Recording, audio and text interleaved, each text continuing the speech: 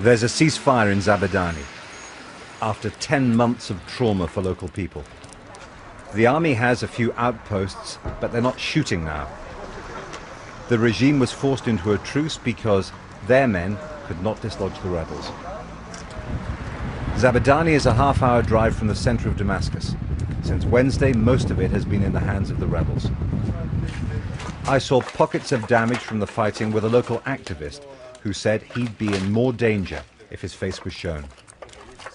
What about the future? What are you going to do next week and the week after that? Because Assad is still in power in Damascus. We will still go with our protests every day until the regime fall down, okay? And we will defend ourselves from Assad regime, from Assad troops, okay? Zabadani's main square is now dominated by what Syrians call the independence flag. Protesters want to revive old national symbols, just like Libyans did in their revolution.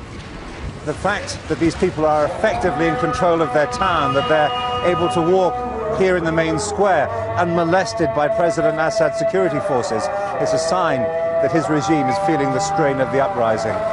This moment may not last all that long, though, because President Assad's forces are still camped on the outskirts of this town.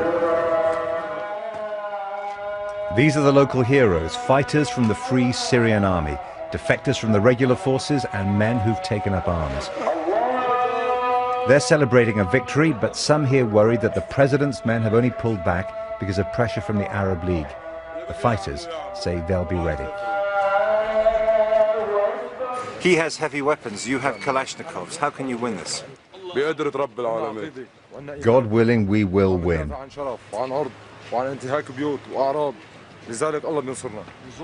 And he says we're ready to die for the women and children and to defend our honor.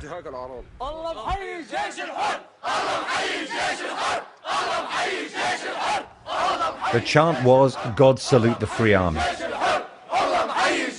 The truce, even if it's short, is the regime's first acknowledgement that the rebel fighters are changing the balance of power in Syria.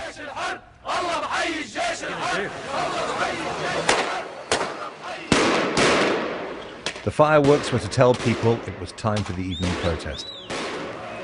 Zabadani isn't the only town near Damascus seething with rebellion, but it's the only one where the president has ceded power to the protesters. It's enough for me to have these 2 days of freedom, and it doesn't matter if I die tomorrow. It's enough that I feel free for hours.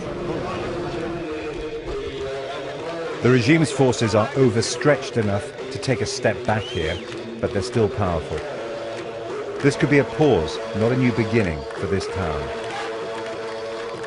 Jeremy Bowen, BBC News, Zabadani.